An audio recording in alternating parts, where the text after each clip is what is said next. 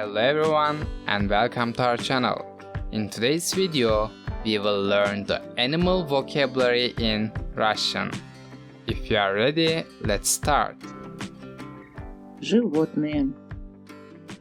Медведь, кошка, кот, котенок, собака, пес, щенок, волк, верблюд, еж, жираф, зебра, корова, курица, лошадь, лиса, заяц, белка, лев, тигр, носорог, шимпанзе, бегемот, змея, кенгуру, коала, коза, крокодил, крыса, леопард,